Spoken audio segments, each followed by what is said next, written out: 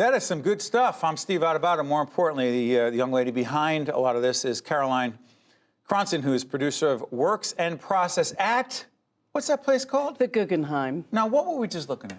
We were looking at Caleb Taisha with Conrad Tao. We commissioned them to do a dance using sand. He's a percussive dancer, like a tap dancer. We met him through Michel Dorrance, who's another great tap dancer. And he wanted to explore different sounds and movement to sand.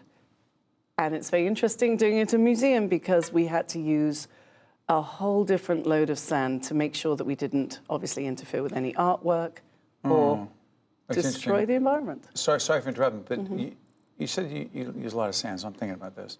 You said right before we got on the air that part of what Works and Process at the Guggenheim is about is breaking down the third wall. Do you let folks know who in the audience how that happens? Because breaking down the fourth wall, if you will, you let people know what happened, why it happened, what didn't work, because we actually try not to let you know everything that goes wrong, even though our team is the best. And the mistakes I make, we cover them up. Go ahead. We always have a moderated discussion which brings out the whole birth of the project, how they got together, who they are, what they do, and how we get it to completion. Why is that important?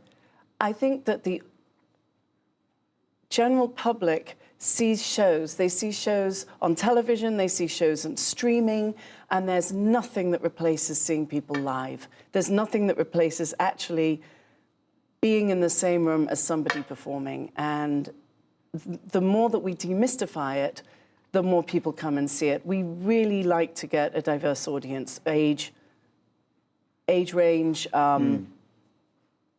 every single demographic. So what was, speaking of demographics, Nathan Lane hanging around there recently?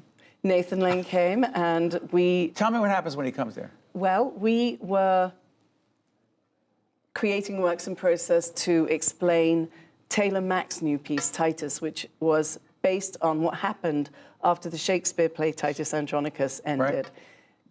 It ends in everybody's dead. Everybody's dead.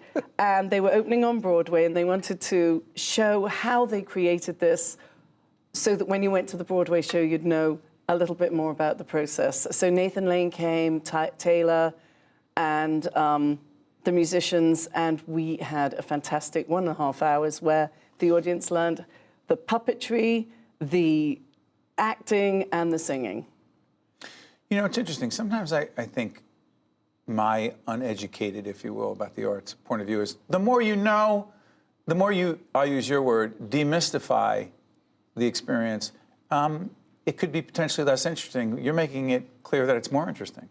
It's much more interesting when you know what goes into a piece, because we see such incredible work from movies to CGI to ballet dancers who look like they could win the Olympics. You have no idea about the hard work that goes into it. And our audience even likes it when things go wrong. Oh, back up. We don't... Wait a minute. Why would they love when things go wrong? Because it's humans working. It just makes it more human and more accessible. But you still see the training and the creativity that goes into the work. Your accent is not from Jersey City. I picked that up. No, it's not even from Boston. I'm English. You say that you are from, okay, so give us, well, England and the arts and theater. Your love of theater came from being English. In comparison to the US, I think more children in England go to the theatre more often. I think tickets are cheaper. I think that because there's a lot more government subsidy, it's much more accessible. And we also were brought up with the arts in school. So we all were in plays or produced plays or sat behind while we had to play the drums or whatever it is people who don't act very well do, me. And, but you found a place. You found a place in the arts for you that tapped into your creative skills, your talent, your passion. Yes. And what does that, see, it's interesting because people say, listen, we're big on science, technology, engineering, and math, otherwise known as? STEM. We're big on STEM. Look at our programs, or STEAM. What's STEAM? STEAM has arts added. Oh, that's the, Yeah. okay. And how much does that help a child, a young person, become more well-rounded? Well, oddly enough, an awful lot of the arts depends on engineering, science, on STEM activities. The art of science? You need to have incredible engineers to create sound. I mean, you're probably surrounded by engineers here. Trust me, if they were not for incredibly talented. See, but I think our director, our producer, everyone working on the cameras, Patty here, out here, they're artists. They are. And they need to be recognized as such. But the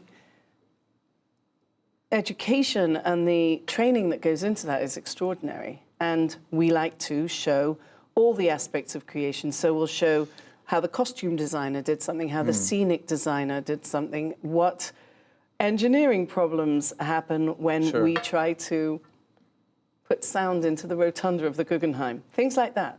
So let me do this, about a minute left. Funding in public broadcasting is always a challenge. How challenging is funding for your organization? You've been doing this for over 30 years. Yes, it's... Excuse me. Go ahead. How challenging? It's challenging. We rely on many individuals. We also rely on foundations, and we do get funding from the NEA and the National Department of Culture Endowment does. of the Arts, Yes. the NEA. Yes. We just got a wonderful grant from them to recreate the very first show Dance Theatre of Harlem ever performed in New York was at the Guggenheim in 1971. And last Monday, we celebrated their 50th anniversary by recreating that evening. What was that like for you? What was it like for them as well? Absolutely one of the most emotional evenings. And for the artists involved? They were thrilled. It's such a beautiful place. And to see these gorgeous dancers close up and from the ramps, because you can look down, it's all pale, you see them so clearly. The music was incredible. They were beautiful. Before I let you out of here, is it the Two River Theater? What's going on at Red Bank? New Jersey. Check out Red Bank. A lot of great stuff going on there as well. That's an extraordinary theatre. We used Joe Iconis, Yep. who wrote Be More Chill, which was a huge success, and is moving to London. And now he's doing a new play, Love in Hate Nation. It's a 1960s reform school comedy. So it's Don't worry, going to be you set great. it up just fine. Yeah. Caroline, it is a pleasure to have you. It's Thank you wonderful for bringing, to be here. Sorry for interrupting. Thank you for bringing us behind the fourth wall. Come and see the Guggenheim. Absolutely. By the way, you'll never get behind the fourth wall here at public television, but maybe one day we will. Thank you so much. Thank you. One-on-one, Steve Adubato. And this is a great studio here at NJTV, the Agnes Vera studio, where nothing ever goes wrong. We'll be right back. One-on-One with Steve Adubato has been a production of the Caucus Educational Corporation. Funding has been provided by PSE&G, United Airlines, the Northward Center, Fedway Associates, the Russell Berry Foundation, the New Jersey Education Association, PNC, Grow Up Great, Adler Aphasia Center, and by Community Food Bank of New Jersey. Promotional support provided by New Jersey Family Magazine and NJFamily.com. And by Tap Into TV. Transportation provided by Airbrook Limousine, serving the metropolitan New York, New Jersey area.